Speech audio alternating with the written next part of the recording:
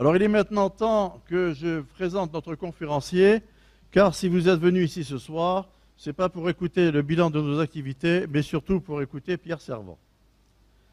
Je ne sais d'ailleurs pas si je dois le présenter, tant il est connu à travers la presse et les médias. En fait, il a 2 carrières et plusieurs vies, mais tout commence ici puisqu'il est né à Montpellier en 1954. Tout d'abord, une carrière militaire. Après sa préparation militaire supérieure en 1976, il entre à l'école d'officier de réserve du génie à Angers. Puis il accède aux différents grades d'officier de réserve et il est nommé colonel en 2003. Il participe à des opérations extérieures comme officier dans les Balkans, en Bosnie-Herzégovine avec la guerre du Kosovo, en Afghanistan, en Afrique, Côte d'Ivoire et Togo. De 2005 à 2010, il est président de la réunion des ORSEM. Les ORSEM, c'est les officiers de réserve spécialistes d'état-major. Il en est aujourd'hui président d'honneur.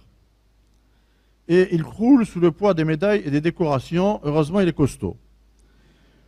Officier de la Légion d'honneur, officier de l'Ordre national du mérite, valeur militaire avec étoile de bronze, croix du combattant, médaille d'outre-mer avec barrette Côte d'Ivoire, médaille d'or des services militaires volontaires, médaille de reconnaissance de la nation, barrette opération extérieure, commémorative française avec barrette ex-Yougoslavie et Afghanistan, commémorative de l'OTAN avec barrette ex-Yougoslavie, officier de l'Ordre national de la Côte d'Ivoire, etc.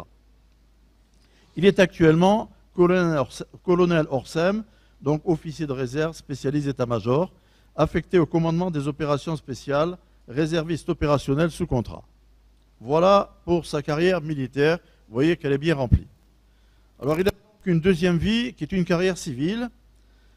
Il est diplômé de Sciences Po Paris, titulaire d'un DEA d'histoire, ancien auditeur de l'Institut des hautes études de la défense nationale. Son parcours professionnel, de 1980 à 1986, il est journaliste au service politique du journal La Croix, chef de rubrique accrédité défense. Il effectue des reportages pendant la guerre du Liban. De 1986 à 1995, il est journaliste politique puis international au quotidien Le Monde. Il effectue notamment des reportages sur la guerre du Golfe en 1990. De 1995 à 1997, il est conseiller du ministre de la Défense Charles Millon, en charge de la communication et des relations avec le Parlement. Premier porte-parole de la Défense, membre du comité stratégique du ministère. De 1997 à 2002, il est directeur de la communication de Vivendi Water, France et Monde, puis de 2002 à 2005, directeur de la communication du groupe des Caisses d'épargne. Donc vous voyez, 2 carrières et plusieurs vies. Depuis 2005, Pierre Servan exerce en indépendant 3 métiers. Il est d'une part consultant média, donc consultant défense de France Télévisions, à France 2, à France 5, notamment à l'émission C'est dans l'air, où tout le monde a pu le voir et l'entendre. Il présente avec Marie Drucker les grandes spéciales de France 2 consacrées à l'armée et à l'histoire militaire. Il intervient également comme spécialiste des conflits et de l'armée sur Europe 1, BFM TV, BFM Radio, France Culture, France Info et une douzaine d'autres médias audiovisuels. Et ainsi que dans la presse écrite, Le Figaro, Revue Classe, Le Point, le Journal du Dimanche, Paris Match, etc., etc. Deuxième activité, les conseillers. Il conseille les institutions publiques et privées, de grands groupes sur la stratégie de communication, média training de président et directeur général de grands groupes, équipe de direction et de communication, conseil en communication de crise. Et troisième activité, il est écrivain conférencier. Il a publié une douzaine de livres. Parmi eux, le livre Extension du domaine de la guerre chez Robert Laffont est entré dans la liste des best-sellers de l'Express en 2016. Son premier roman, Le Testament Aulique, est paru fin 2016 et il vient de publier aux éditions Perrin en 2017 Les présidents et la guerre, 1958-2017. Ses ouvrages ont été 5 fois primés et traduits en plusieurs langues, dont le chinois. Alors j'avais noté que Pierre Servan devait, à la fin de sa conférence, se faire un plaisir de dédicacer ses livres que vous auriez achetés, mais vous les avez déjà achetés et il les a déjà dédicacés, il n'en reste plus. Pierre Servan a par ailleurs consacré une partie de son temps à l'enseignement, directeur du séminaire du Collège interarmé de la Défense, puis à l'école de guerre pendant 20 ans. Signalons enfin qu'il est membre associé de l'Académie des sciences morales, des lettres et des arts de Versailles. C'est donc un privilège que d'avoir Pierre Servan parmi nous ce soir, et je le remercie vivement d'être venu gracieusement nous donner une conférence intitulée « De Charles de Gaulle à Emmanuel Macron, les présidents et la guerre ». Pierre Servan, vous avez la parole.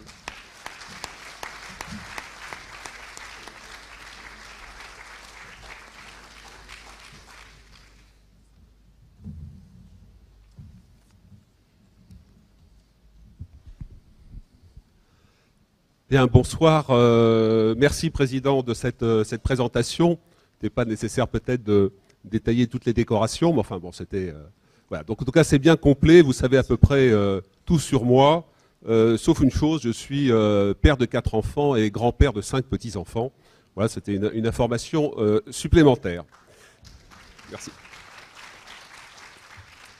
Voilà, dans les remerciements, je remercie ma tante Aline Roussier qui a joué les Go-Between avec votre académie et votre président. Et donc c'est vraiment un grand plaisir d'être ici, à la fois dans ma ville natale à laquelle je reste extrêmement attaché. Ceux qui liront mon roman, qui est en partie autobiographique, comprendront pourquoi. Et puis de venir devant votre académie, qui est une académie sœur aînée par rapport à la mienne, celle de Versailles, puisque vous remontez au tout début du XVIIIe siècle avec la Société royale des sciences. Donc je suis très honoré d'être parmi vous. Alors, les présidents et la guerre, de Gaulle à Emmanuel Macron. Donc, je m'appuie sur mon dernier livre que j'ai publié au début de la campagne. Donc, je ne savais pas qui serait le prochain président. Donc, le livre porte sur les 7 premiers présidents de la Ve République. D'ailleurs, ces 7 présidents, de Gaulle à François Hollande, ont tous porté l'uniforme à un moment ou l'autre de leur vie. Emmanuel Macron est le premier président de la Ve République à ne pas avoir fait de service militaire, puisqu'il est de l'année charnière de la suspension du service militaire voulu par Jacques Chirac. Ce qui n'empêche pas, j'y reviendrai sur la fin de mon propos, d'avoir pour finalement la chose militaire beaucoup de goût, visiblement, et une certaine capacité à incarner la fonction. Alors pourquoi ai-je voulu proposer aux lecteurs un livre sur le président de la Ve République avec cette casquette ou ce képi très particulier de chef des armées, parce que c'est une dimension qui est en France sous-traitée, à mon sens, depuis longtemps. La dimension de l'armée, de la guerre, cette dimension présidentielle est peu connue. Comment ça se passe à l'intérieur du pouvoir, à l'Élysée, quels sont les hommes qui comptent. Pardonnez-moi, mesdames, mais c'est vrai que ce sont surtout des hommes. Donc j'ai voulu apporter ces éléments en y mettant finalement 40 ans d'observation, d'expérience personnelle. Bon, j'ai travaillé sur archives, sur livres, il y a énormément de témoignages inédits, y compris du chef d'état-major des armées actuelles, le général Pierre de Villiers, beaucoup d'anciens chefs d'état-major, soit état-major particulier, soit SEMA, d'anciens ministres. Donc c'est nourri avec énormément de témoignages de personnes qui, pour la première fois, racontent comment ça se passe à l'intérieur de la machine. Et puis j'y ai injecté des choses que j'ai vécues moi-même, soit comme journaliste, soit comme conseiller du ministre de la Défense. Et contrairement à ce qui se passe aujourd'hui, j'ai attendu 25 ans avant de raconter un certain nombre de choses qui se sont déroulées à l'époque où Jacques Chirac était président, donc au début de son septennat, et que moi-même j'étais conseiller du ministre de la Défense et porte-parole. Et donc j'ai attendu ce délai qui me semblait sain avant de raconter un certain nombre de choses que vous verrez dans le livre et qui sont totalement inconnues et inédites. Je vous raconterai une ou deux choses pendant ma conférence. Alors, j'ai voulu faire ça pour éclairer le citoyen lecteur à une époque où la France est en guerre face au terrorisme et partant de l'idée que la campagne électorale allait, pour une fois, depuis 40 ans, mettre ces sujets, les questions internationales, les questions de défense, les questions européennes, les questions militaires, la question du terrorisme, sur le devant de la scène. Alors autant vous dire que j'ai été extrêmement déçu, puisqu'on a encore fait une campagne électorale sans parler de ces sujets ô combien importants, et j'en ai été navré. Mais il n'empêche que la réalité est toujours là, à savoir que le président de la République, celui qui vient d'être élu, dès qu'il met les pieds à l'Élysée, il est immédiatement rattrapé par les questions militaires, les questions de défense, et il va opérer un changement de nature que je vais essayer de vous expliquer et de vous décrire, quel que soit son parcours préalable. Donc il y a là un paradoxe français, c'est que ces questions sont essentielles. Le président arrivant à l'Élysée, il a des sommets internationaux, des questions de défense, éventuellement des attentats, la question de l'état d'urgence, nouveau projet de loi, etc., sur les bras. Il va y avoir aussi le contact avec le nucléaire, dont je vais vous parler. Et pourtant, tous ces sujets n'ont pratiquement pas été abordés pendant la campagne préalable. Déjà, pour ceux d'entre vous qui auraient suivi, évidemment sur France 2, l'intronisation du président Macron, vous voyez bien que tout le rituel qui entoure la prise de fonction du nouveau président chef des armées, c'est un rituel monarchique, impérial, républicain. Quand le président de la République est reconnu par le grand chancelier de la Légion d'honneur comme grand maître de l'ordre de la Légion d'honneur, grand maître de l'ordre, c'est la royauté. C'est bien sûr, la Légion d'honneur est créée par, non pas Napoléon comme on vous le dit souvent, mais par Bonaparte, premier consul le 19 mai 1802, mais la notion de grand maître, le collier de grand maître, tout cela est directement issu de la tradition monarchique. Même la couleur du ruban de la Légion d'honneur, puisqu'il y a dans la salle un certain nombre de membres de l'ordre de la Légion d'honneur, le ruban rouge moiré, c'est le ruban de la croix de Saint-Louis. C'est le ruban de la croix de Saint-Louis que Bonaparte a conservé, et il n'a pas voulu créer une croix, comme la croix de l'ordre de Saint-Louis, mais c'était une étoile. C'est une étoile puisqu'elle est à 5 branches. La croix de la Légion d'honneur est à 5 branches et non à 4 comme l'ordre de Saint-Louis.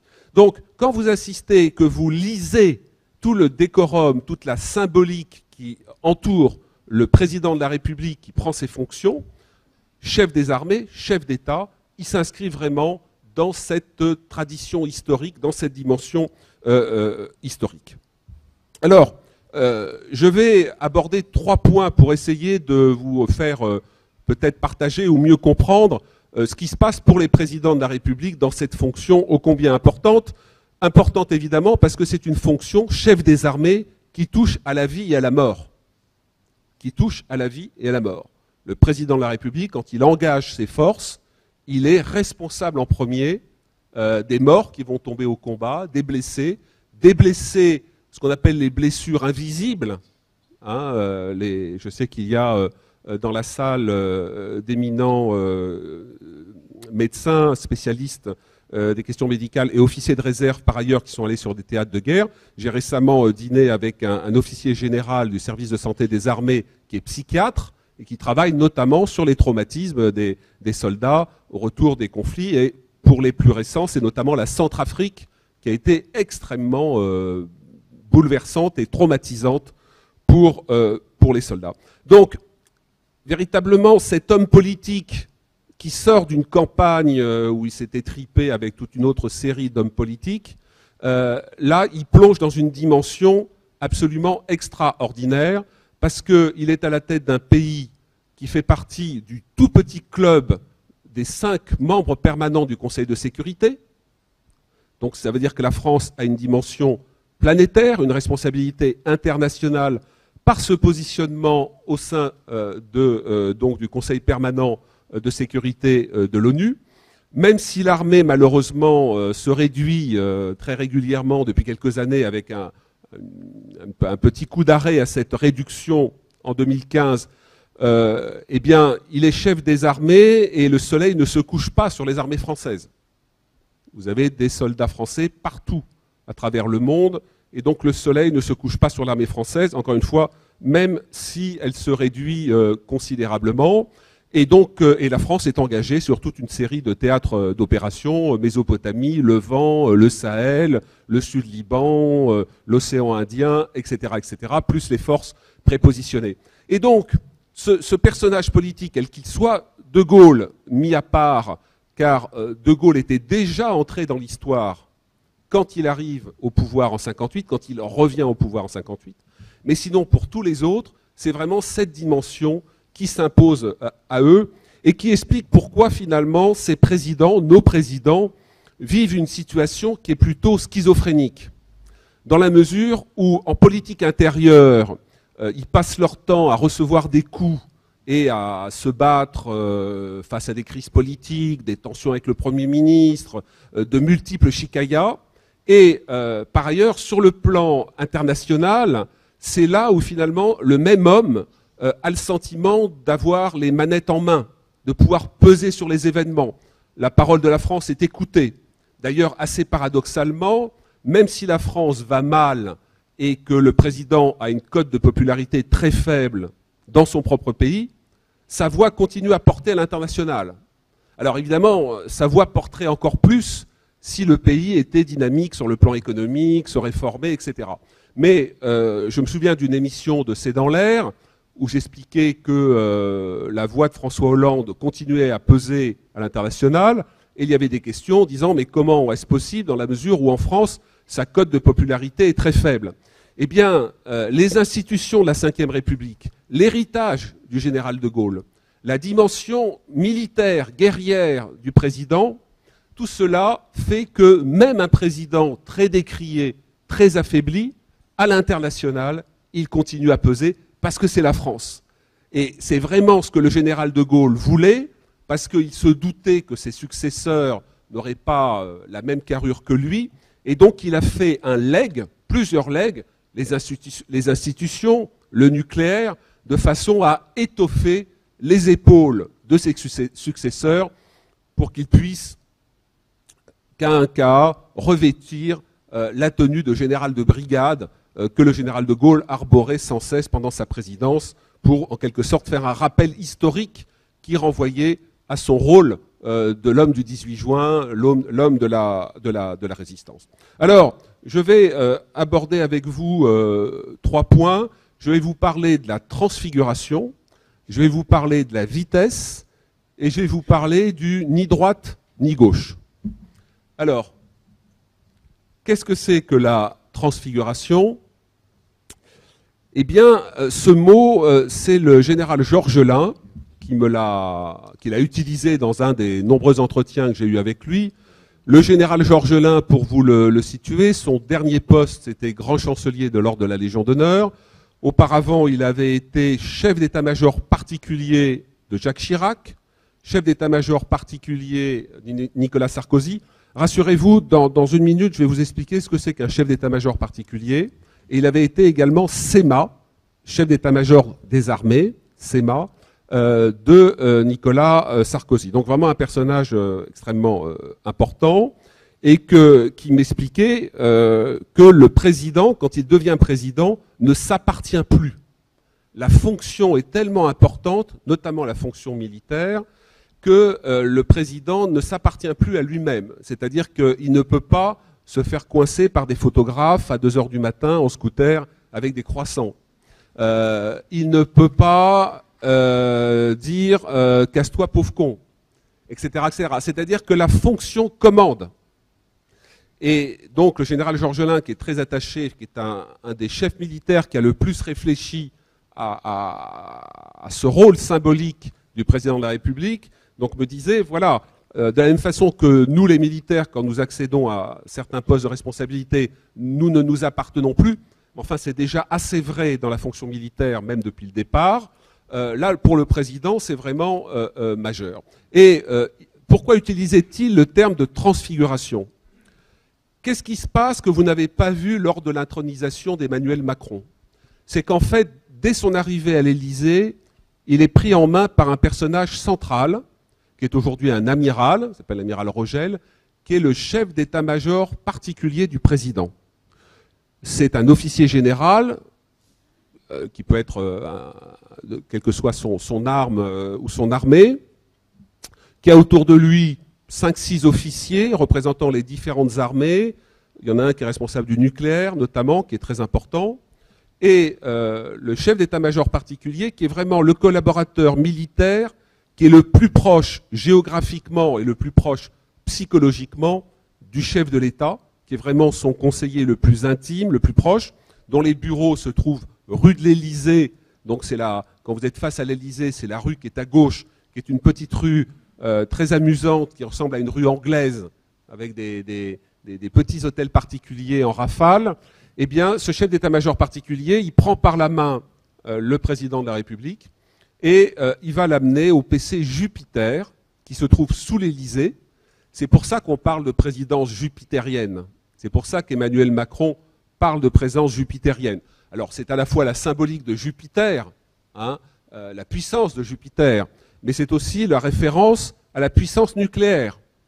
Et donc, le nouveau chef d'État, là en l'occurrence c'était Nicolas Sarkozy pour le témoignage que j'ai recueilli du général Georges Lain, donc il l'emmène au PC Jupiter, et là on révèle au président de la République, chef des armées, la puissance réelle et précise de notre armement nucléaire, les objectifs ciblés quand ils sont ciblés, puisqu'il y a une époque où les missiles stratégiques étaient déjà préprogrammés pour frapper des villes en Union soviétique.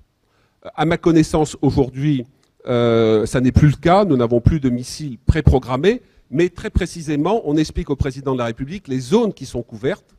Et en fonction notamment des points chauds que vous pouvez imaginer, on explique quelle serait la capacité du président, sa capacité à lui tout seul.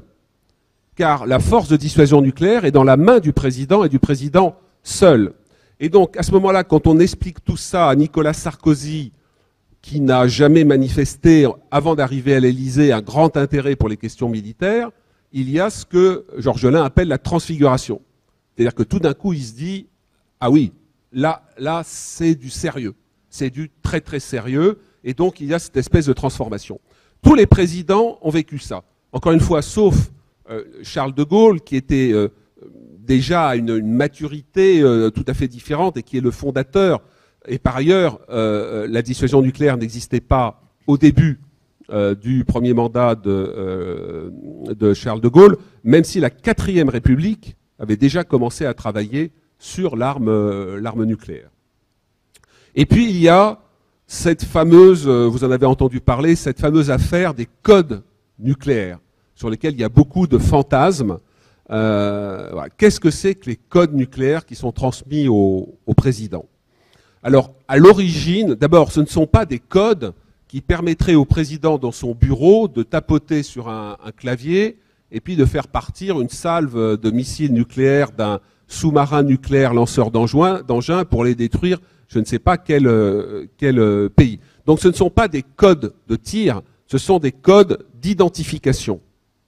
Plus exactement, c'était des codes d'identification qui permettaient aux chefs des armées de se faire reconnaître par les personnels militaires qui se trouvent dans la chaîne nucléaire pour éventuellement déclencher un tir pré-stratégique ou un tir nucléaire. Alors à l'origine, pour le général de Gaulle, ce code était sur un bout de papier que le général de Gaulle avait mis dans son boîtier de montre.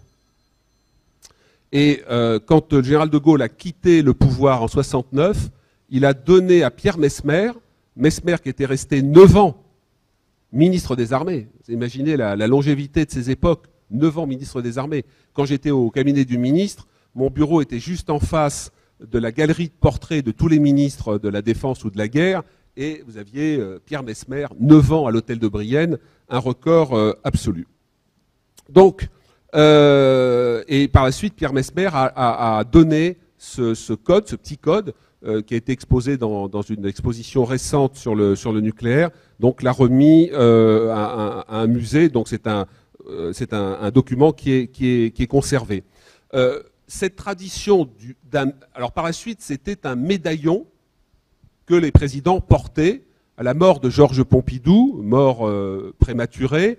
C'est son fils, médecin, qui donne à Pierre Messmer le médaillon de son père. Et donc ce médaillon a réellement existé.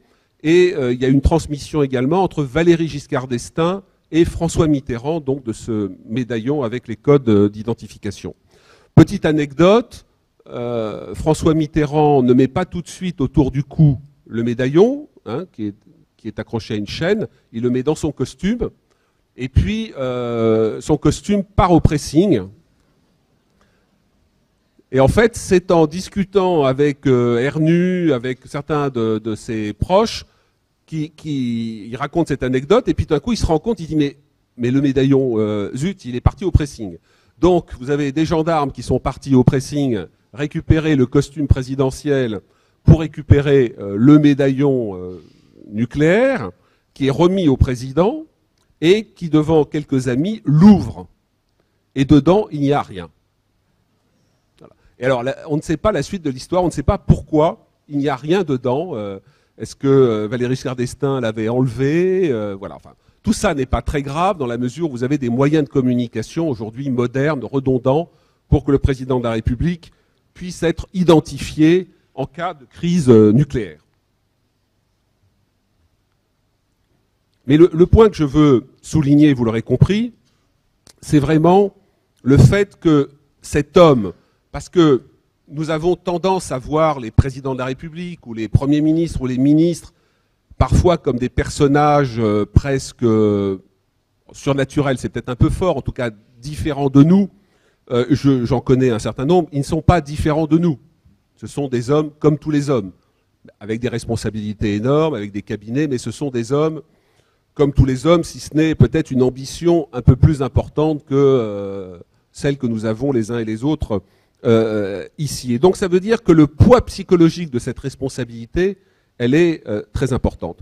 Dernier mot sur la transfiguration et sur l'importance du nucléaire, et on revient toujours au général de Gaulle sur ce point-là, c'est que nous venons d'élire un nouveau président de la République, nous venons d'avoir une campagne électorale, eh bien, il y a un lien direct entre l'arme nucléaire, la dissuasion nucléaire, et l'élection du président de la République au suffrage universel direct. Le général de Gaulle ne voulait pas que l'arme nucléaire dépende d'un président élu par un collège électoral. Il fallait que le président soit assis sur une légitimité populaire de la France, des Français, de façon à pouvoir décider en cas de crise, de recourir à l'arme nucléaire, en sachant, vous le savez, que l'arme nucléaire est une arme, la dissuasion, par définition, elle est faite pour dissuader, c'est-à-dire pour qu'on ne l'utilise pas, c'est-à-dire pour terroriser suffisamment fortement l'adversaire, pour en quelque sorte tuer la guerre dans l'œuf et ne pas l'avoir à l'utiliser. Mais pour Charles de Gaulle, il était important que le président, décidant seul, même si évidemment en cas de crise majeure, certainement qu'il dialoguerait de façon tout à fait confidentielle et secrète avec le Premier ministre, avec le ministre de la Défense éventuellement, mais c'est une décision qui ne l'appartient qu'à lui. Juste un mot ici qui empiète un peu sur ma troisième partie. Rappelez-vous, si je puis dire, la phrase de François Mitterrand, « La dissuasion nucléaire, c'est moi ». Comme Louis XIV disait « l'État, c'est moi ».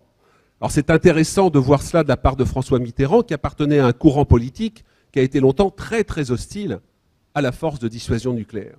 Et donc cet homme arrivant au pouvoir, qui avait écrit aussi un livre, Le coup d'État permanent contre les institutions de la Ve République, vous avez c'est même pas une conversion, c'est-à-dire que François Mitterrand a mis ses pieds dans les chaussures, les bottes de la Ve République avec délice et en l'incarnant parfaitement et en trouvant dans la force de dissuasion nucléaire une puissance qui positionne la France, qui donne à la France un rang important, qu'on aime ou qu'on n'aime pas la force de dissuasion.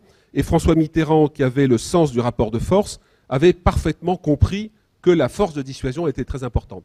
D'ailleurs, quand il dit la dissuasion nucléaire, c'est moi, il a une phrase qui suit, que je cite dans mon livre, et de mémoire, qui est donc la dissuasion nucléaire, c'est moi qui en suis responsable, et tout le reste, ce ne sont que des matériaux inertes. Tout le reste, ce ne sont que des matériaux inertes. C'est-à-dire que toute la chaîne qui entoure, c'est du matériel. Ce qui est important, c'est le cœur du réacteur nucléaire, et le cœur du réacteur nucléaire, c'est moi, le président de la République. Charles de Gaulle aurait pu dire exactement la même chose. C'est extrêmement gaullien dans la façon de parler. Alors, je vous avais promis de vous expliquer un peu qu'est-ce que c'est que le CEMP, chef d'état-major particulier, le CEMA, chef d'état-major des armées. Donc ce sont des personnages centraux dans mon livre, vous trouverez des témoignages de toute une série d'anciens CEMP, CEMA, qui expliquent comment les choses se passent à l'intérieur de la machine politico-militaire française. Ces deux personnages, CEMP, c'est-à-dire le chef d'état-major particulier, donc avec une toute petite équipe autour de lui, c'est l'homme qui doit être dans la tête du président pour comprendre ce que veut et ce que ne veut pas le président de la République en matière d'engagement militaire, de responsabilité militaire, d'opération. Le CEMA, le chef d'état-major des armées, c'est vraiment le général avec un centre de planification et de conduite des opérations. Aujourd'hui, ça se trouve à Ballard, ce qu'on appelle le Ballargone. Donc le CEMA, c'est le responsable des opérations. C'est-à-dire, c'est l'officier général qui, sur instruction du président de la République, va conduire la manœuvre militaire à travers le monde, à travers les pays où la France est engagée. Et la collaboration entre le chef d'état-major particulier, donc celui qui est tout proche du président, et le CEMA, qui, en fonction des présidents, a pu être très proche ou un petit peu moins proche du président. En tout cas, la collaboration entre ces deux officiers généraux est essentielle, notamment pour la capacité de la France à agir très vite. C'est le deuxième point dont je voulais vous parler et qui est une spécificité française, c'est la vitesse. C'est-à-dire que nous avons à la tête de l'État, non pas un président de la République, mais un monarque élu. C'est finalement ce que voulait le général de Gaulle, dans le sens où le président de la République a des pouvoirs importants. Et quand je dis un monarque élu, pour ma part, je m'en félicite, hein, ce n'est pas une critique. Mais c'est une réalité, et ça se traduit notamment par le fait que le chef des armées, donc le président de la République, a la capacité d'engager les troupes françaises avec une rapidité extrême et sans pratiquement rendre de compte à personne. Alors, je vais préciser ce point-là. Pour la déclaration de guerre, c'est-à-dire si la France déclare la guerre à un pays, c'est l'article 35 de la Constitution, il faut passer par un vote du Parlement. Donc là, le Parlement a son mot à dire. Si la France demain déclare la guerre au Liechtenstein, il faut un vote du Parlement autorisant le président de la République à cette déclaration de guerre. Sous la Ve République, l'article 35 n'a jamais été utilisé. Il n'y a jamais eu de déclaration de guerre sous cette forme. La seule déclaration de guerre, enfin, qui puisse s'apparenter à l'article 35, c'est ce que François Mitterrand a fait pour la première guerre du Golfe, 90-91, à travers une déclaration de politique générale du Premier ministre, Michel Rocard, et donc un vote du Parlement sur une déclaration de politique générale qui valait autorisation à rentrer en guerre contre l'Irak pour récupérer le Koweït au sein d'une coalition. Voilà, c'est un petit ajustement. Parce que François Mitterrand n'avait pas voulu engager les appelés du contingent, ce qui, entre parenthèses, a un peu flingué le service militaire, et n'estimant pas que la sécurité de la France était menacée en direct, il n'a pas voulu passer par l'article 35. Mais en dehors de ces cas, le président de la République peut, du jour au lendemain, et je vous donnerai quelques exemples assez frappants, engager les troupes françaises avec une rapidité extrême. Le petit bémol que Nicolas Sarkozy a introduit, c'est qu'au bout de 4 mois d'opération sur le terrain, le Parlement doit voter sur la prolongation d'une opération en Syrie, au Levant ou au Sahel. En général, elle est accordée, je ne connais pas d'exemple jusqu'à présent où le Parlement se soit opposé à la prolongation d'une opération militaire. Mais au bout de 4 mois, ce qui donne au président cette possibilité, si vous voulez, d'engager ses forces, et ce qui donne à la France, dans le concert international, beaucoup de poids.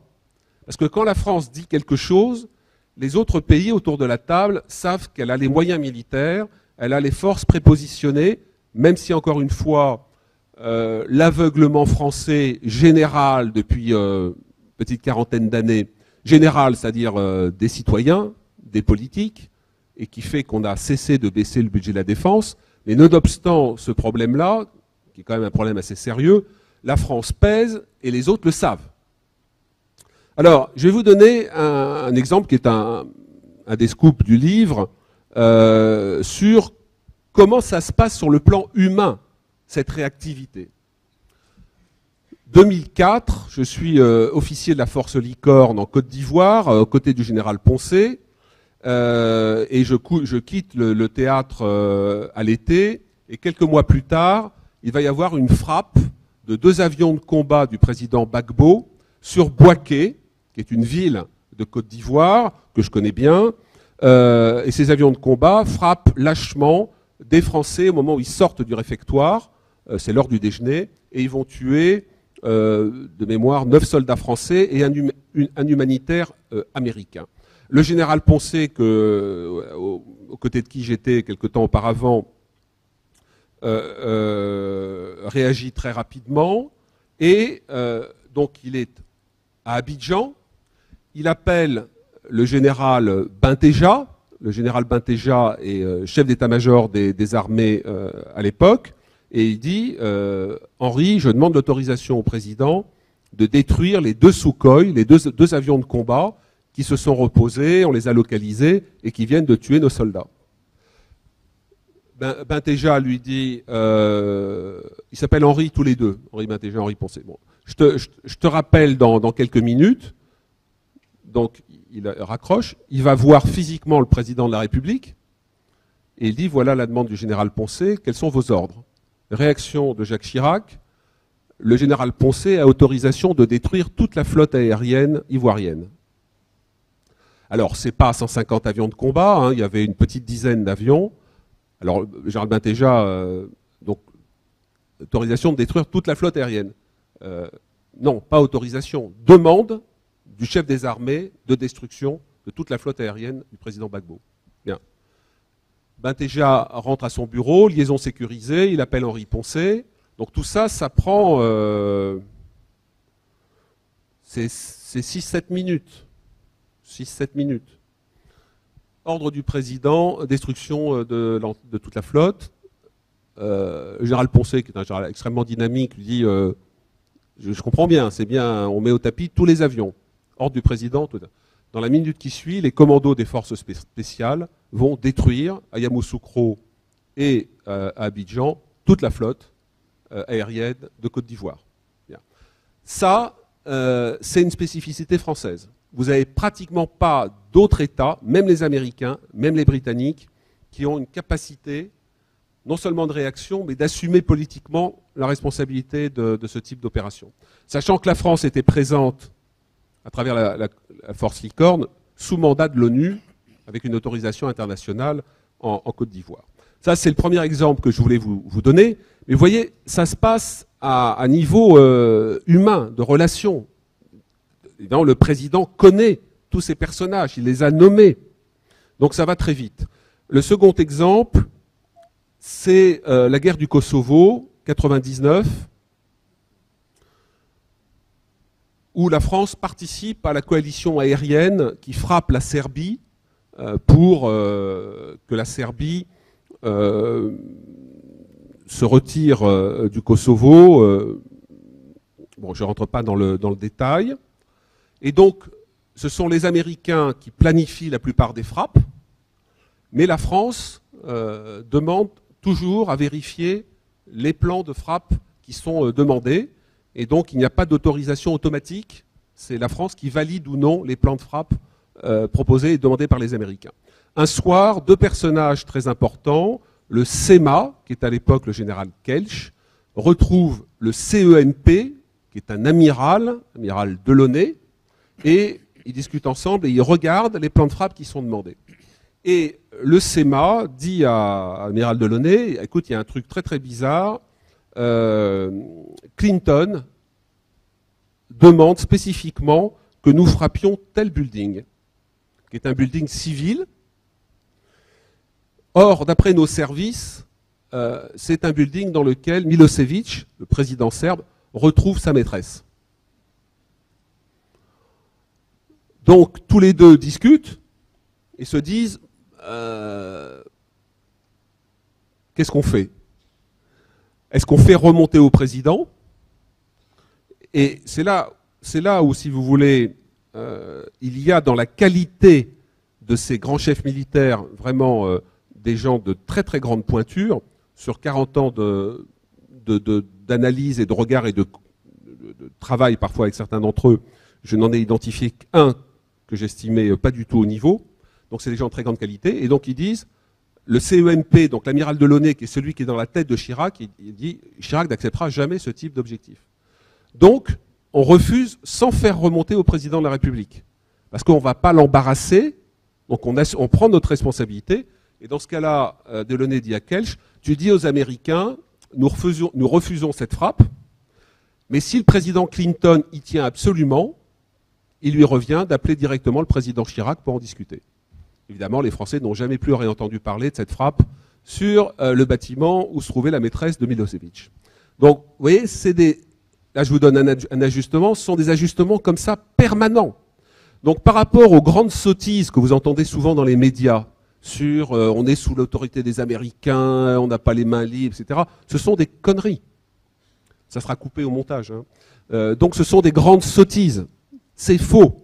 Ce sont des choses extrêmement maîtrisées. La France ne s'engage pas dans des opérations et dans des frappes comme ça à l'aveugle, même si les Américains sont leaders sur des opérations. Je vais prendre un troisième exemple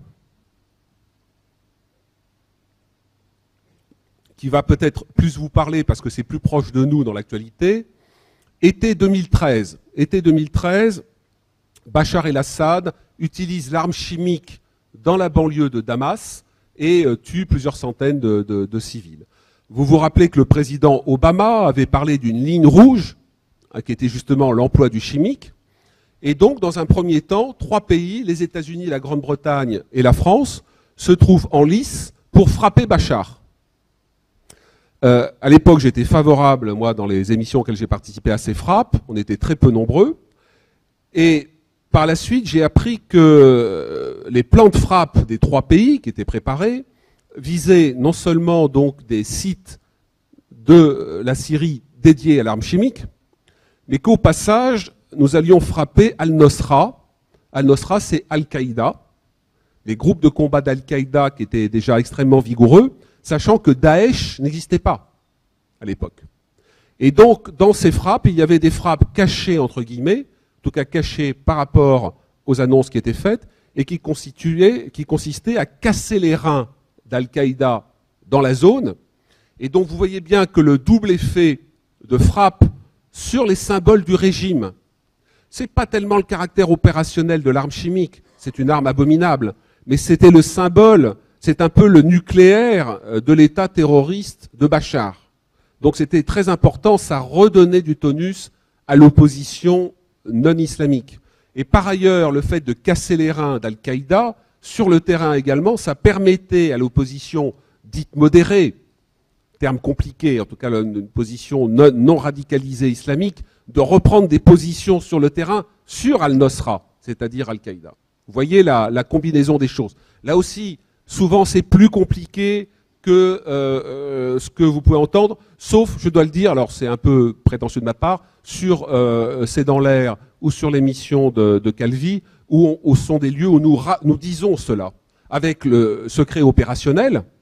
C'est-à-dire, si j'avais su à l'époque qu'on frappait Al-Nosra, je ne l'aurais pas dit dans les émissions. Il faut faire attention à ce qu'on dit aussi, par rapport à ça. Mais ce sont notamment 2 émissions où beaucoup de choses. Il y a une autre émission de Fabrice Lundy sur BFM Radio aussi, où vraiment les différents intervenants apportent des choses qui sortent de l'ordinaire, notamment parce que ceux qui interviennent connaissent et ont accès à des informations de première main.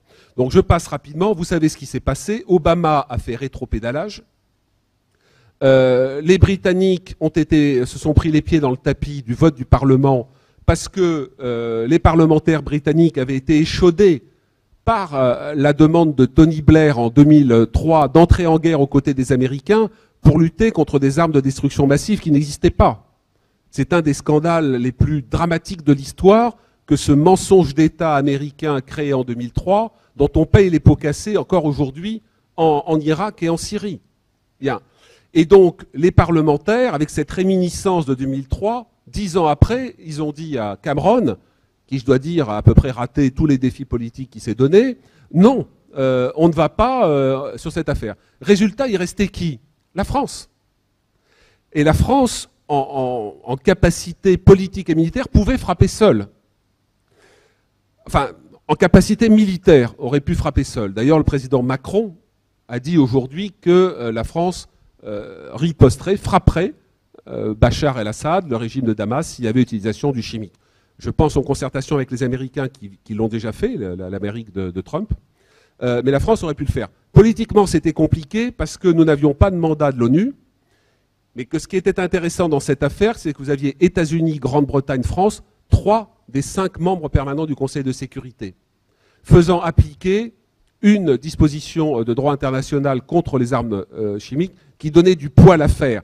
Donc c'était argumentable, c'était discutable. La France seule, ça devenait plus compliqué. Mais ce que je veux expliquer par là, c'est que la France n'était bloquée aucunement par un vote du Parlement et avait possibilité de s'engager si elle le souhaitait. Donc vraiment, comment dirais-je, je sais que certainement, pour ceux d'entre vous qui n'êtes pas familiers de ces questions, vous découvrez un peu cela. C'est un peu dommage pour l'ensemble des citoyens français.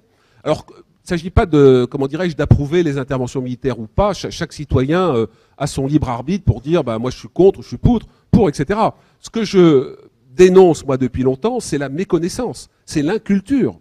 Et y compris pour les aspects qui sont très valorisants pour notre pays, en termes de chaîne de commandement, de renseignement, d'intégration des militaires dans la chaîne politique. Alors parfois ils ne sont pas écoutés, hein, parfois les politiques ont d'autres objectifs, mais c'est une machine qui reste absolument remarquable. Hein. Le seul problème, c'est que si on continue de diminuer les effectifs militaires, ça sera une superbe machine qui n'aura plus grand-chose à commander. Moi, je vais faire un petit peu de mauvais humour. Florence Parly est la nouvelle ministre des Armées.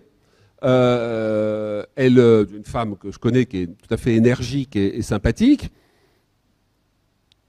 Disons que pour l'instant, elle n'a jamais manifesté un intérêt majeur pour les questions de défense, mais elle n'est pas la seule ministre de la Défense à arriver en connaissant rien à la question. Et c'est un peu la force de l'hôtel de Brienne, du ministère de la Défense, d'avoir un cabinet, enfin des cabinets militaires qui restent, quelles que soient les alternances politiques, qui est extrêmement fort et qui membre fortement le nouveau ministre qui arrive. Mais mon point d'humour, qui est peut-être un peu mal placé, elle vient de la SNCF.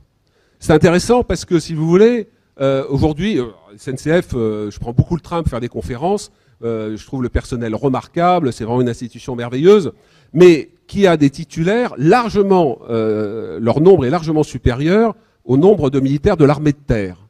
Et ça me chagrine quand même un peu, si vous voyez. Sachant que l'armée de terre, elle est pratiquement au même niveau que la Reichswehr allemande de 1919. Bon, là aussi, ça me chagrine un petit peu. Donc, transfiguration du chef d'État, chef des armées, c'est une dimension très particulière. Les citoyens doivent le comprendre, le connaître, critiquer ou approuver, mais connaître ces questions-là. La vitesse, spécificité française, capacité de réaction, chaîne courte. La Côte d'Ivoire, l'exemple que je vous ai donné, qui est un scoop que je révèle, montre que cette capacité, ça va très vite parce que les militaires sont aux bons endroits et qu'il y a cette capacité de dialogue et cette confiance aussi, très souvent, entre le chef des armées, le président de la République, et ses grands subordonnés militaires. Et entre parenthèses, déjà ces premiers éléments vous expliquent mon troisième point, qui est ni droite ni gauche. Il n'y a pas de chef des armées de droite ou de gauche. Donc, d'une certaine façon, on pourrait dire que tous les présidents ont été macroniens avant Emmanuel Macron. Pourquoi?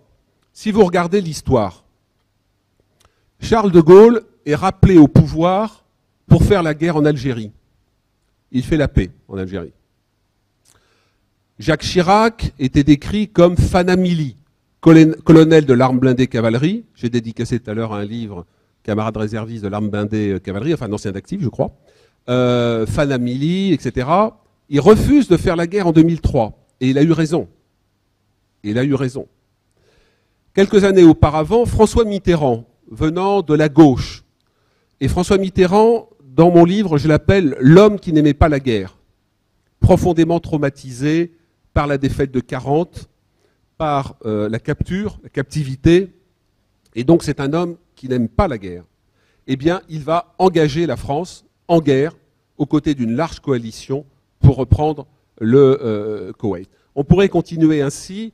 Par exemple, François Mitterrand, dans l'opposition, dénonce le retrait de l'OTAN, du commandement intégré de l'OTAN par le général de Gaulle. Quand il revient au pouvoir, il ne change rien.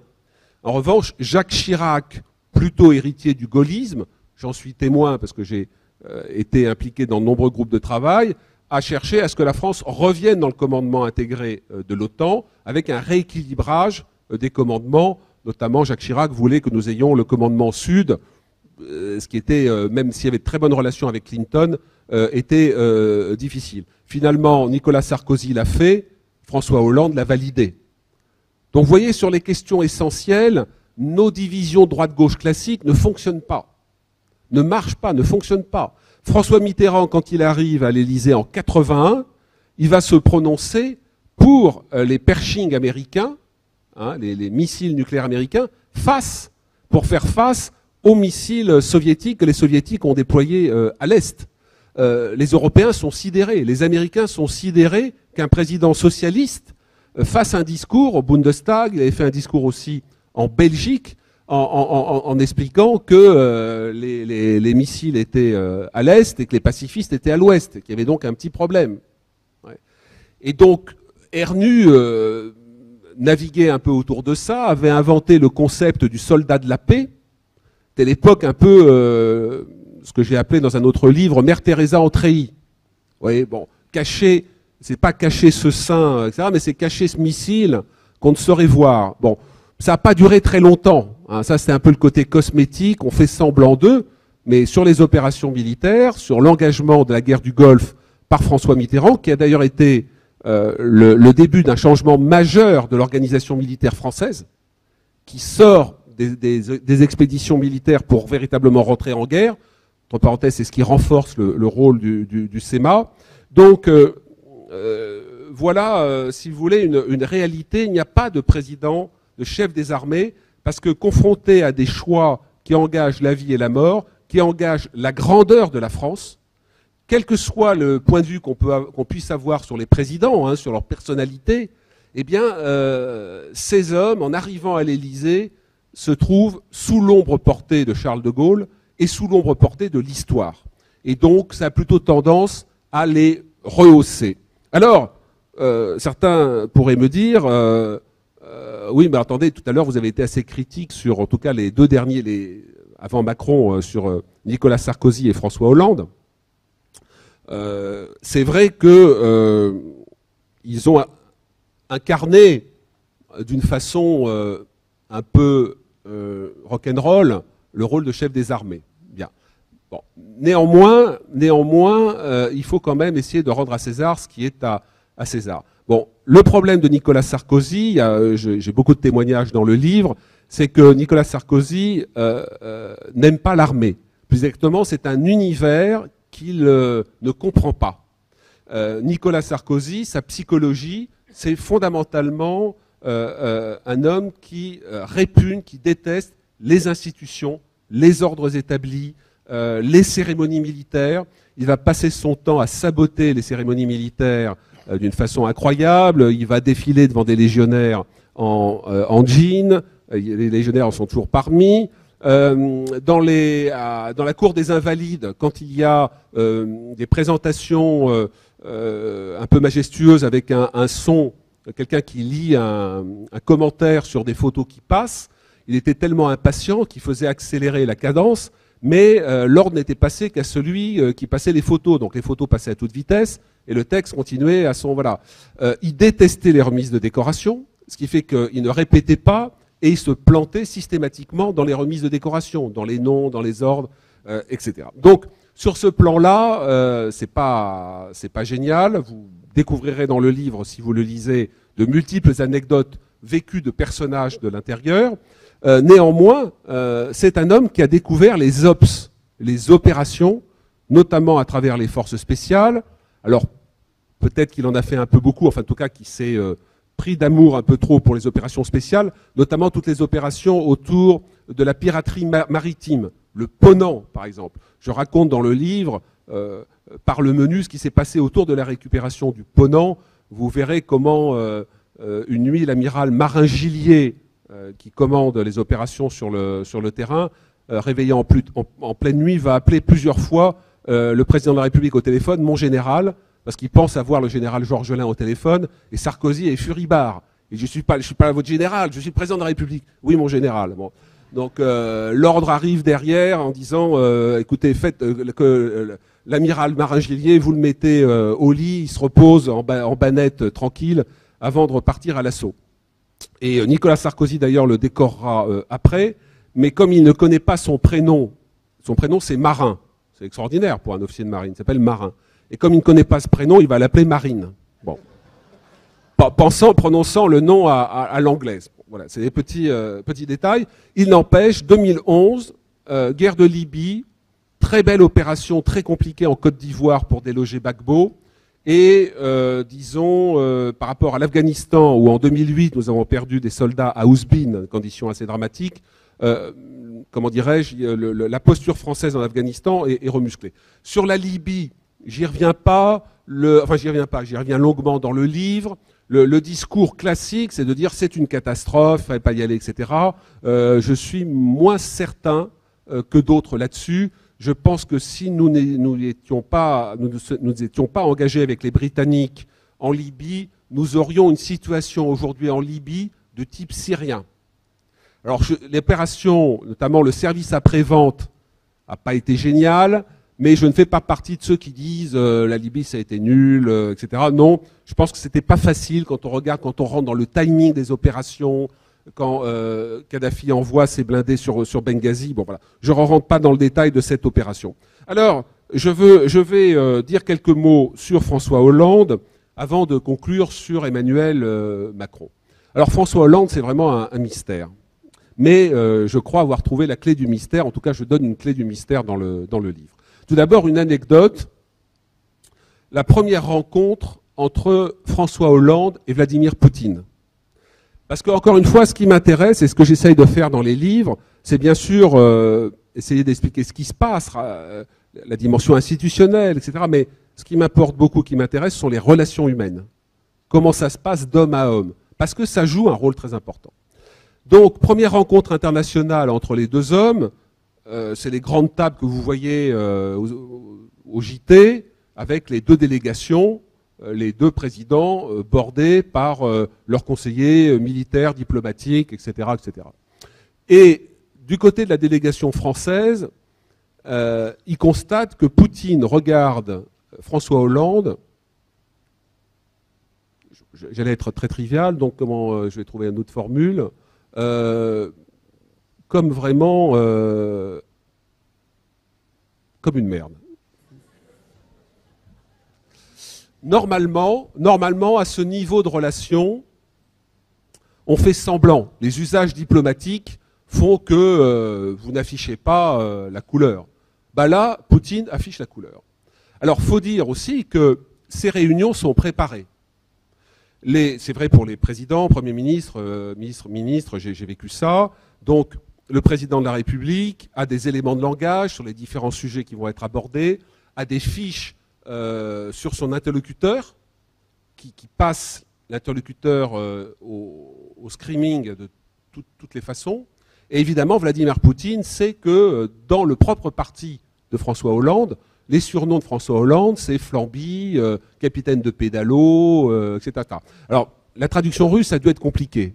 Il faut trouver l'équivalent. Mais en tout cas, pour Poutine, qui est toujours photographié, dont la position est toujours une position de chef de guerre, pour lui, Hollande, c'est rien. C'est vraiment... c'est tout ce qu'il déteste de la décadence occidentale en termes de personnel politique. Bien, la seconde, enfin pas la seconde, mais une autre rencontre a lieu en 2013, même configuration, et là, Poutine regarde François Hollande comme un chef de guerre. Qu'est-ce qui s'est passé entre les deux? Il s'est passé l'opération Serval. Où la France, à la demande de la communauté internationale, du gouvernement intérimaire de Bamako, lance une opération pour bloquer les colonnes de djihadistes au Mali, hein, sachant que la communauté internationale a et les pays africains ont laissé pourrir la situation au Mali, alors que la France, depuis des années, général Georgelin notamment, ne cesse d'appeler les pays du Sahel à se mobiliser contre AQMI, Al-Qaïda au Maghreb islamique, qui a contaminé toute la zone, y compris les Touaregs. Et finalement, vous avez la moitié du Nord Mali qui est devenue une immense zone djihadiste. Et donc, devant l'inertie internationale, il passe à l'assaut du Sud. Et là, François Hollande donne des ordres. Il est conseillé par le général Puga, qui est son chef d'état-major particulier. Le général Puga, qui a été le chef d'état-major particulier de Nicolas Sarkozy. Et le général Puga est, à mon sens, un très grand général,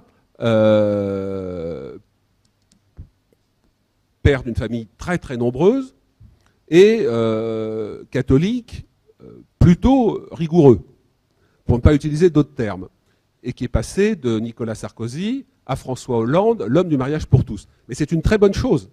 Quand je dis ça, c'est pas pour critiquer, c'est que c'est le service de la France. Et donc, le général Puga va jouer un rôle très important pour conseiller le président Hollande. Mais ce qui est très étonnant, c'est que le président Hollande, dans cette affaire, va se révéler un chef de guerre extrêmement pugnace, puisque la France intervient très vite, bloque les djihadistes, mais surtout que François Hollande donne des ordres pour remonter vers le donjon d'AQMI, Al-Qaïda au Maghreb islamique, donc dans l'Adrar des Ifoghas, qui est une zone absolument pourrie dans le sens où elle est, c'est une sorte de, c'est un morceau de la lune qui a été balancé dans le nord Mali. Et le problème, c'est que dans ce morceau de lune, vous avez non seulement en embuscade les combattants d'AQMI et les autres qui sont remontés très rapidement après avoir été bloqués, mais vous avez aussi des otages français. Et malgré cela, François Hollande a une posture guerrière, de responsabilité extrêmement forte. Alors, c'est absolument surprenant, mais en tout cas, Poutine, lui, il voit bien la différence. Et là, à ce moment-là, Hollande, il est rentré dans la cour des grands, des chefs de guerre, et ça change tout. Alors pendant longtemps, et alors bon, je passe sur la suite des événements, la Centrafrique, la lutte contre le terrorisme, un certain nombre de choses, où ce président que j'ai qualifié de mou du genou en politique intérieure, donc se révélait plutôt assez viril en politique extérieure. Et pendant assez longtemps, je me disais, mais c'est quand même très étrange, je l'ai appelé Janus Bifront, donc ces personnages à double visage.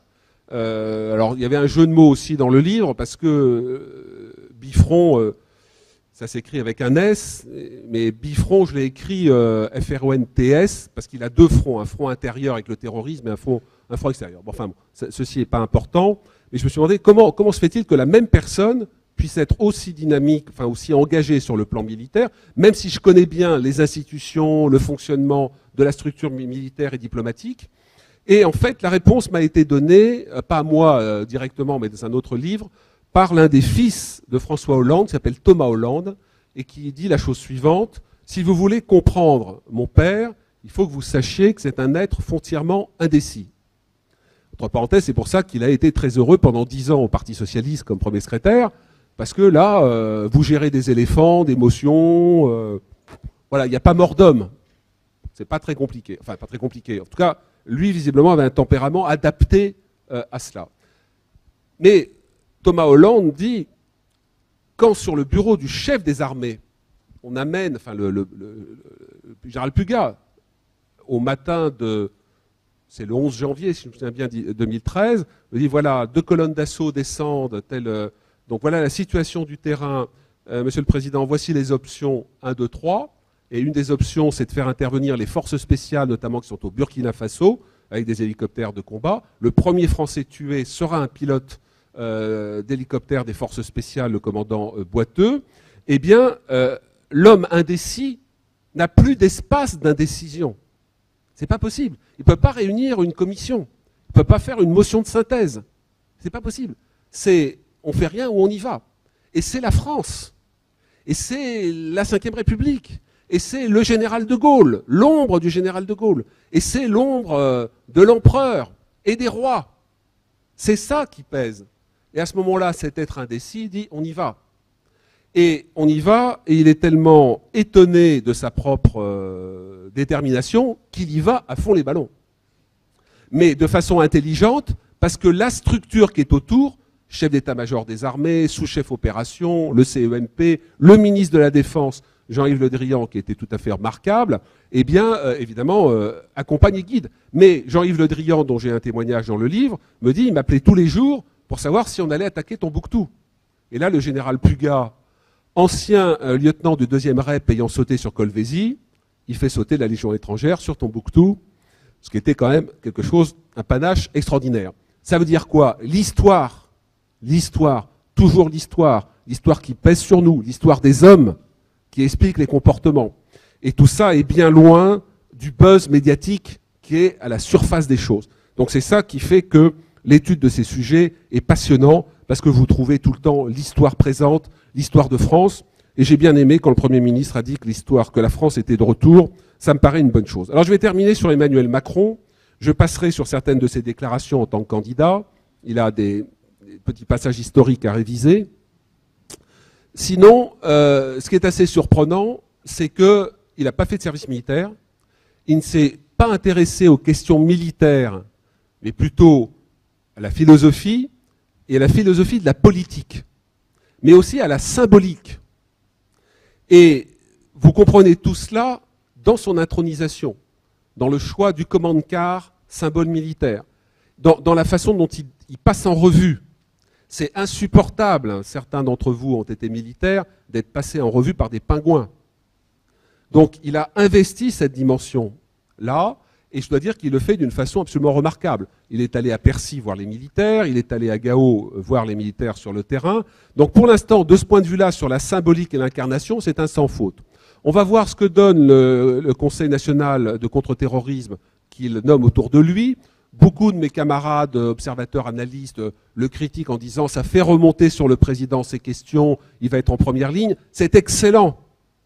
Il faut que le président de la République soit là-dessus et que le Premier ministre joue son rôle de Premier ministre, qu'on revienne à l'esprit de la Ve République.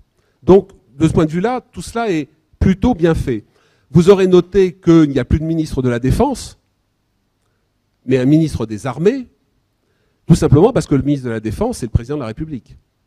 Sous la Troisième République, il n'était pas rare que le président du Conseil, l'équivalent du Premier ministre, le chef de l'exécutif, parce que le président inaugurait les potiches, eh bien, ce président du Conseil souvent était ministre de la Défense, ministre de la Guerre, ministre des Armées.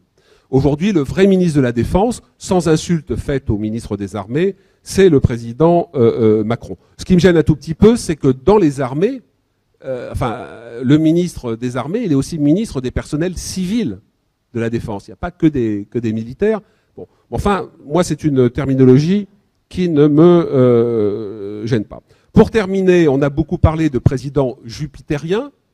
Alors, je vous ai expliqué d'où le terme venait, il fait référence à cela, et je pense aussi que c'est une très bonne chose, et que ça permet à la France de peser plus au niveau international, dans la mesure où il y a un président qui est déterminé, qui affiche la couleur, et qui semble ne pas vouloir, on va voir par la suite, hein, mais se balader éventuellement en scooter, ou, il s'est baladé en vélo avec son épouse au Touquet, c'est très très bien, hein. Donc là-dessus, il n'y a pas de problème. Mais cette symbolique de la fonction, elle est essentielle. Et sur ce plan-là, ceux qui, lors de la dernière campagne électorale, ont expliqué qu'il fallait détruire la verticalité de la Ve République pour donner naissance, par effet naturel, à de l'horizontalité, se trompent complètement. Les Français sont patriotes, ils sont gaulois, sont des combattants quand on vient les chatouiller, ils veulent de la verticalité, et ils veulent en même temps de l'horizontalité. J'ai pas d'action chez le nouveau président, j'ai pas. Donc, mais voilà. Et à l'époque du général de Gaulle, les partis extrêmes faisaient 1,68% aux élections. Donc c'est assez intéressant. La posture de ce président, pour l'instant, est intéressante là-dessus. Après, on va voir le budget. Ça, c'est des trucs où on ne pourra pas raconter des histoires, hein. Les 2% du PIB à horizon 2025, et puis les engagements militaires, sachant que les armées sont déjà assez largement au taquet, donc le discours ne suffira pas. Voilà, j'en termine de ce propos. J'espère que je ne vous ai pas trop largué à certains moments quelque part dans les couloirs de l'Élysée, les sous-sols du PC Jupiter ou à l'hôtel de Brienne. mais il n'y a pas de démocratie vivante sans intérêt des citoyens pour ces questions et sans implication des citoyens pour ces questions, pour une bonne raison, c'est que nous sommes en guerre, une drôle de guerre, une guerre étrange, et qu'on en a pour 50 ans. Sur ce mot d'espoir, je vous remercie.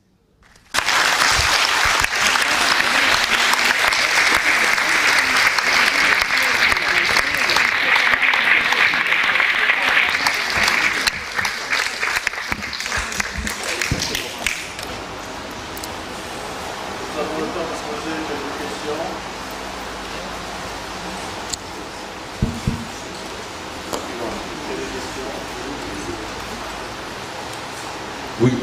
Merci beaucoup, monsieur, pour cet exposé absolument remarquable. Vous avez fait allusion à une ou deux reprises aux interactions de la France avec les États-Unis. Vous avez parlé de l'OTAN, vous avez parlé de la sortie du commandement intégré, etc. Il y a beaucoup de bêtises qui ont été dites là-dessus en disant que la France, de nouveau, était subordonnée aux États-Unis. Alors, est-ce que vous pourriez éclaircir en 2 mots un petit peu plus les choses dans ces interactions pour savoir quelle est la capacité de la France à intervenir indépendamment de ses grands alliés? Merci de cette question. Effectivement, une des conséquences de la sous-culture en France par rapport aux questions de défense, aux questions internationales, aux institutions militaires, de la part des journalistes, des politiques et de l'opinion publique, cette méconnaissance fait qu'on va vers des réflexes. Donc si c'est les Américains, on est dessous. On ne sait pas qu'en opération, on a des Américains sous nos ordres. Quand je suis allé en Afghanistan notamment, on avait des commandos de forces spéciales qui étaient sous le commandement français. Ça se passe comme ça. Alors, la France avait toute sa place dans l'OTAN et nous n'étions pas dans le commandement intégré. Le général de Gaulle, par une volonté d'indépendance pertinente à l'époque, est sorti du commandement intégré. J'ai un doute sur la date, 63... Qui peut m'aider? 63 66 66 peut-être, 66. 66, notamment parce que Charles de Gaulle, c'est pas sans lien d'ailleurs avec la guerre d'Algérie, avec la volonté de Gaulle de sortir très vite de la guerre d'Algérie, ce qui explique qu'il en soit sorti dans des conditions assez brutales, pour le moins, mais c'était parce que pour lui, l'enjeu majeur, c'était la grande confrontation Est-Ouest. Et la dissuasion nucléaire jouait pour que la France soit respectée entre les deux blocs et ne soit pas réduite à un affrontement entre les deux blocs. Donc c'est toujours la vision gaullienne qui est absolument extraordinaire, avec les problèmes de la personnalité du général de Gaulle. Je l'ai appelé le visionnaire incandescent, c'est-à-dire que c'est un visionnaire, mais il crame autour, quoi. En termes humains et tout, c'est assez rude. Donc la décision de Charles de Gaulle était pertinente. Par la suite, la plupart des présidents souhaitaient revenir dans le commandement intégré parce que ça laissait en dehors de certaines réunions, les comités des plans nucléaires, enfin certaines réunions, nos officiers restaient à la porte, tandis que les officiers membres de l'OTAN et intégrés participaient à ces réunions. C'était devenu complètement absurde, totalement absurde. Donc, quand Jacques Chirac a travaillé au retour de la France pour mettre un terme à cette absurdité, en même temps, ils souhaitaient, parce que c'est vrai que la structure de l'OTAN est très dominée par les Américains. Pourquoi? Ils payent 50% du budget, ils ont les marines de guerre partout en Méditerranée et ailleurs, etc. Donc il y a un principe militaire que vous connaissez qui paye commande. Donc même Clinton, qui aimait bien Chirac, lâchait le commandement sud, qui était stratégique pour les Américains, ça n'était pas possible, nous n'y sommes pas parvenus. Donc finalement, ça a été fait par Nicolas Sarkozy. La France a obtenu un commandement qui n'est pas du tout un petit commandement, qui est le commandement de la transformation de l'OTAN à Norfolk, qui est plutôt trusté aujourd'hui par des anciens chefs d'état-major de l'armée de l'air, tout à fait remarquable. Et donc, tout ça est de bon sens. Sur les opérations elles-mêmes, quand les Américains sont présents, ont la force la plus importante, fournissent le gros des moyens de transport, de renseignement, on se retrouve sous contrôle opérationnel des Américains, et c'est tout à fait légitime. En termes de planification de frappe, en ce moment où je vous parle, vous avez des frappes en Syrie, d'avions de combat français, en Irak, tout ça s'inscrit dans une planification globale qui est faite notamment par les Américains, avec des officiers français, allemands, non pas allemands, ils ne sont pas britanniques, néerlandais, etc., intégrés dans l'état-major, et c'est tout à fait pertinent. Donc, à aucun moment la France ne se dépossède de son droit de regard. Et d'ailleurs, c'est ce qui fait que nos alliés de l'OTAN aiment beaucoup avoir la France, parce que la France est solide, a des combattants, des aviateurs, des marins, des piffins absolument remarquables, mais ils trouvent que la France est souvent un allié un peu inconfortable, en tout cas un peu incontrôlable, parce que elle est capable. Là, je vous ai raconté l'histoire du bâtiment de la maîtresse de Milosevic, mais sur d'autres affaires plus sérieuses, Chirac a dit non. Et ça embête la planification, parce que vous avez les Américains dans leur planification, ils disaient bon, les Français ont tant de Rafales, tant de Mirage et tout, on les met sur ce tour de bête pour faire les frappes, et à ce moment-là, ils n'y sont pas. Donc, c'est vraiment une vue de l'esprit. Et même quand Sarkozy est revenu dans le commandement de l'OTAN, intégré de l'OTAN, on disait Sarkozy l'américain, donc il va s'aligner, etc. Et au même moment où certains de mes camarades, confrères disaient ça dans les émissions, Nicolas Sarkozy et Angela Merkel, de mémoire, se sont opposés aux Américains sur l'intégration de la Géorgie et d'un autre pays dans l'OTAN, par souci de faire attention à la Russie. Donc non, la France conserve son indépendance. Les militaires français, notamment les aviateurs, n'entendent pas frapper n'importe quoi, n'importe comment. Surtout dans des guerres asymétriques où vous avez beaucoup de cibles civiles à proximité de cibles militaires. Donc quand vous entendez parler des bavures qui arrivent, il y en a en ce moment, il y en a eu sur la bataille de Raqqa, je peux vous assurer que du côté de la coalition conduite par les Américains avec les Français et les Britanniques, tout est sous-pesé. Le problème, c'est que sur le terrain, c'est d'une complexité et d'une imbrication des forces qui est extrêmement complexe. Non, la France conserve son indépendance et sa force, mais le dernier point que je dirais, c'est que plus on veut peser, plus il faut nous réformer. Et il faut que nous redevenions une puissance économique pour peser dans tous les sens, y compris sur le plan militaire, parce que tant qu'à faire, moi je préfère que ce soit un avis français et européen qui pèse que d'autres avis, même si je respecte d'autres pays. Merci. Je voulais vous remercier pour la clarté et la hauteur de vue de votre exposé. Et je voulais vous demander une question. Vous n'avez pas évoqué le problème de la conscription, qui est pourtant un symbole fondateur de la République, dont on peut peut-être regretter sa disparition pour des motifs économiques. On reparle d'une conscription d'un mois. Quelle est votre opinion sur ce problème particulier? Merci, cher monsieur, même si vous retournez le couteau dans la plaie. Donc j'étais au cabinet du ministre de la Défense quand on a professionnalisé l'armée et qu'il y a eu un moment, un espace ouvert pour savoir ce qu'allait devenir la conscription. Parce que la professionnalisation de l'armée ne valait pas nécessairement mort de tout système de conscription. On ne pouvait pas maintenir les deux systèmes. Vous ne pouviez pas avoir la conscription et une armée professionnelle. En termes de coûts, d'encadrement, ce n'était pas gérable. Je me suis beaucoup battu, donc je peux le dire, pour proposer au ministre, qui était assez d'accord, de proposer au président de la République le fait de recréer un service civico-militaire de 4 à 6 mois. À l'époque, on était à 10 mois après la réduction des socialistes, pour les garçons et les filles. Et avec derrière pendant et derrière un parcours construit vers la réserve opérationnelle, ce qu'on appelle aujourd'hui la garde nationale. Car j'ai toujours été convaincu que la guerre reviendrait, et reviendrait chez nous, et qu'on aurait besoin à ce moment-là de monde dans les rues. Et comme on ne l'a pas fait, aujourd'hui c'est nos camarades de Sentinelle à 90%. J'ai quelques camarades réservistes qui sont dans Sentinelle. Mais aujourd'hui c'est nos camarades d'active qui ne sont pas suffisamment nombreux, qui sont... hier j'étais au Pérou, au parc du Pérou, qui patrouille, c'est bien. Bon, je préférerais qu'ils soient en Syrie, et que ça soit moi et des camarades réservistes qui fassions cela. Mais ça, c'est des choses qui se construisent longtemps à l'avance. Mais à l'époque où je défendais ces idées, tout le monde s'en tamponnait le coquillard. D'ailleurs, entre parenthèses, jusqu'aux attentats de 2015, tout le monde s'en foutait. Même dans les émissions où je parlais de la réserve opérationnelle, Yves Calvi, qui est un ami, se foutait de ma gueule. Et d'ailleurs, après les attentats, il s'est en direct excusé, en disant ça fait des années que Pierre Servan parle de la garde nationale, de la réserve opérationnelle, etc. Mais ça, c'est une tradition française. Hein. Tant qu'on n'est pas battu et frappé, on ne bouge pas. Hein. Donc, effectivement, à cette époque, j'avais proposé ce système-là. Mon point était aussi d'attirer vers l'armée professionnelle des jeunes hommes et jeunes femmes qui ne connaissaient pas l'armée. S'il n'y avait pas de sas d'entrée, vous n'aviez pas de produits, d'échantillons. Or, moi, j'avais plein de camarades d'actives qui étaient rentrés dans l'active par le service militaire, qui venaient de milieux non militaires, puis qui s'étaient dit mais c'est formidable, il y a l'ascenseur social, ça me plaît, je suis pas très bon dans les études, mais j'arrive à progresser, je trouve un bon alliage entre la relation humaine et l'intellect et les réflexions, enfin le travail intellectuel.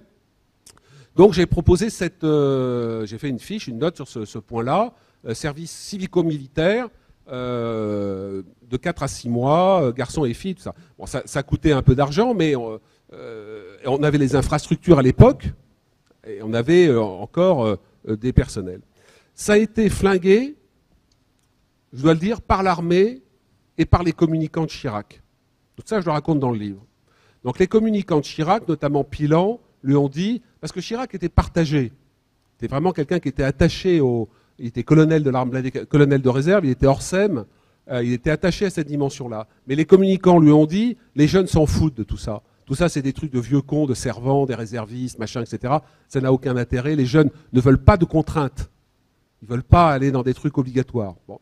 Et ça a joué. Mais l'autre truc, je dois dire, j'en ai beaucoup parlé au général Douin, qui était un de mes amis, qui était le CEMA, chef d'état-major des armées, qui était plutôt favorable, et qui m'a dit, Pierre, on n'y arrivera pas. On ne pourra pas faire en même temps la professionnalisation et monter un nouveau système avec les garçons et les filles. Par ailleurs, beaucoup de cadres militaires en ont ras-le-bol de faire le boulot de l'éducation nationale et des familles. Ils en ont marre de border les types dans leur lit, etc. Donc, financièrement, en termes de motivation, on ne va pas y arriver. Dans ma note, moi, j'avais proposé que ça soit l'ensemble des budgets. C'est-à-dire que chaque budget, au prorata de son poids dans le budget général, contribuait à ce service pour que ça ne soit pas l'armée qui est à payer. Et Douin m'a dit, tu rigoles, en France, ça va nous revenir et ça va nous bouffer des cadres, on n'y arrivera pas. Résultat, le truc s'est écrasé. Et maintenant, on arrive à cette proposition d'un mois que je défends, malgré tout, il faut voir ce qu'on va mettre dedans, pour en faire, là aussi, un point d'accès à la garde nationale. Et même en un mois, bien fait, bien construit, des garçons et des filles de 18 ans, vous pouvez les emmener quelque part, même en un mois. On ne fera pas des combattants, hein, ils n'iront pas faire le coup de feu dans les rues contre Daesh, mais c'est un point de sensibilisation, et donc je défends cette proposition que je ne vois pas à réévoquer en ce moment, donc elle est peut-être passée à la trappe. On a le temps Oui. pour 2 courtes questions et 2 courtes réponses. Bon. Bonsoir et merci pour cette conférence très éclairante. Voilà, je rebondis sur votre conclusion optimiste de votre exposé. Quelles ont été, pour la politique de défense de la France, les conséquences du 11 septembre? Donc les conséquences pour la France politique et militaire du 11 septembre. Hein. En fait, je ne sais pas. Donc c'est déjà une réponse. Non, mais c'est intéressant. Pendant un moment, les questions, par exemple, de réserve opérationnelle ou de garde nationale, je le sais parce que avec un autre ami réserviste, on a publié des papiers, on a essayé de sensibiliser, en disant si ça nous arrive, là aussi, il va falloir mettre du monde dans les rues, etc. Donc pendant un certain temps, ça a joué. On s'est aperçu que une partie de la gendarmerie nationale pouvait même pas être déployée si on avait un 11 septembre, parce qu'ils n'avaient plus d'armes de poing. Les armes de poing qu'ils avaient reçues avaient des problèmes de fissures dans la culasse. Donc toutes ces armes avaient été retirées. Une partie d'entre elles devait servir également la réserve si elle était appelée à monter en puissance. Donc c'est là où vous touchez du doigt tout d'un coup des problèmes. Donc c'était Alain Richard qui était ministre de la Défense qui s'est un peu préoccupé de ces questions. Et puis après, honnêtement, c'est retombé. Enfin, c'est retombé, sauf quand même qu'il y a eu l'Afghanistan pour les Américains. Nous avons eu des forces spéciales en Afghanistan. Nous-mêmes, nous sommes engagés en Afghanistan. Donc sur le plan opérationnel, ça a été important. Mais la conséquence la plus majeure, c'est une rupture très forte entre la France et les États-Unis, puisque nous avons refusé en 2003, et heureusement, de rentrer dans cette espèce de croisade démente des Américains qui étaient passés sur la tranche. Je termine là-dessus. Si je m'échine depuis des années à sensibiliser des lecteurs, des téléspectateurs à ces questions-là, c'est parce que les Américains, quand ils ont été frappés le 11 septembre, vivaient avec le concept du zéro mort militaire en opération. Ils ont été touchés en centre-ville et ils n'ont fait, pardonnez-moi, que des sottises après. Tous les décisions de George Bush Jr., ça n'a été que des erreurs magistrales dont on paye. Pourquoi? Parce que qui fait l'ange fait la bête. Quand vous vivez dans la culture, ce que j'appelle la culture gentil bisounours, et que vous êtes frappé, vous ne commettez que des erreurs. La France y a plutôt échappé, et je trouve que la France se tient plutôt bien dans l'ensemble de sa population, malgré les attentats. Donc je crois qu'il y a une dernière question, cher Président. Avant-dernière. Je voudrais attirer l'attention sur le fait que la France ne peut pas être indépendante, je dis bien indépendante, à l'égard des États-Unis. Je partage totalement la vision gaullienne de redonner à la France, à travers l'arme nucléaire, une politique d'indépendance, mais nous sommes, par définition, sur le plan technologique, aujourd'hui encore, dépendants des États-Unis. L'opération Serval au Mali n'aurait pas été possible sans la logistique des États-Unis, car dans 2 domaines, nous ne sommes pas au niveau, et nous n'étions pas à ce moment-là, encore moins. D'une part, au niveau du transport aérien, nous n'avons pas de gros porteurs, et le gros porteur qui a été mis au point est un gros porteur moyen. L'A400M ne permettra pas du tout d'emporter la masse de l'Antonov du russe et de l'américain. Et d'autre part, un deuxième domaine dans lequel nous avons eu beaucoup de retard, c'est le problème des drones. On était bien content aussi au Mali d'avoir les drones, évidemment, des États-Unis. Donc, sachez qu'il ne faut pas dire cocorico, maintenant, on n'a plus besoin des États-Unis. On se moque de l'Amérique. Nous ne pourrons pas nous passer sur une intervention importante de la logistique que nous offrent les États-Unis. Alors, c'est vrai, sur Serval, j'ai un petit doute. Je pense que les Belges nous ont plus aidés que les Américains sur Serval. Mais qu'importe, c'est vrai, de toute façon, et les drones, nous sommes obligés d'acheter sur étagère des drones américains qui sont très utiles. Mais il n'empêche que la situation a changé, notamment avec l'administration Trump, et que les choses bougent aussi du côté européen avec les Allemands qui évoluent. Donc il faut tout à fait, d'ailleurs sur le terrain, on travaille très bien avec les Américains et on a besoin d'eux. Ils ont besoin de nous aussi, sur toute une série d'opérations, ils ont besoin des Français. Mais en même temps, il faut absolument travailler à la défense européenne, non pas comme un substitut à l'Alliance Atlantique et à l'OTAN, mais comme un vecteur indispensable. Et de ce point de vue-là, il y a des petites éclaircies du côté des Allemands qui sont en train de bouger. Et les dernières décisions du Conseil européen sur un budget défense européen, notamment tourné vers la construction de matériel militaire européen, c'est quelque chose de positif. Mais il faut pas du tout considérer les Américains comme des adversaires. Le problème, c'est que la figure de Donald Trump crée énormément d'incertitudes dans le paysage. Voilà, les dernières questions, je vais essayer d'être bref. Monsieur Servan, pouvez-vous vous exprimer sur la mise en construction du 2e porte-avions français, longtemps différé, qui s'avère urgente, parce que le premier est à Toulon pendant 18 mois pour rénovation et transformation. Donc, moralité, actuellement, nous n'avons pas de porte-avions. Alors très rapidement, c'est Nicolas Sarkozy qui a enterré le projet d'un second porte-avions à propulsion classique pour des questions budgétaires. Et le candidat Macron, dans son discours sur les questions de défense au mois de mars, a écrit qu'il souhaitait qu'on réouvre les études sur ce second porte-avions. Le problème, c'est qu'on ne l'a pas. Enfin, même si les études conduisent à dire il faut le faire. À une époque, on pensait le faire éventuellement avec les Britanniques, qui ont plus de porte-avions non plus, qui sont en train d'en reconstruire. Donc, je pense que pour un bout de temps, on n'en a pas. Et vous avez raison, c'est un vrai problème, parce que le porte-avions, c'est une projection politique, diplomatique et de puissance militaire, et que là, pour 18 mois, on n'en a pas. Mais je reboucle avec ce que je disais, à savoir que nous devons nous réformer, retrouver une dynamique économique, parce que, évidemment, si on veut peser, c'est la phrase de Staline, le Vatican, combien de chars de division blindés, la France peut encore répondre, mais tout ça devient de plus en plus compliqué parce que ces matériaux coûtent de plus en plus cher. Donc il faut libérer les énergies françaises et européennes pour que ça redevienne un pôle économique puissant et aussi une puissance politique et militaire. Disons qu'il y a encore du chemin devant nous. Merci beaucoup de votre attention.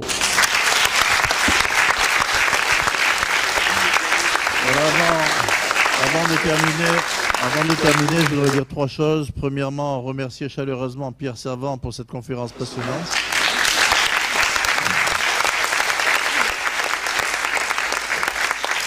Deuxièmement, pour vous dire que nous nous retrouverons ici même dans une atmosphère peut-être moins chaleureuse pour une conférence publique le lundi 2 octobre. Et troisièmement, pour vous signaler le prochain colloque de l'Académie des sciences et lettres de Montpellier, intitulé « Humanisme, sciences et lumière de d'Alembert à aujourd'hui », qui se tiendra les 16 et 17 novembre prochains à l'espace Rabelais sur l'Esplanade. Et vous avez des prospectus à la sortie que vous avez pris si vous ne l'avez pas déjà fait. Je vous remercie, la séance est levée.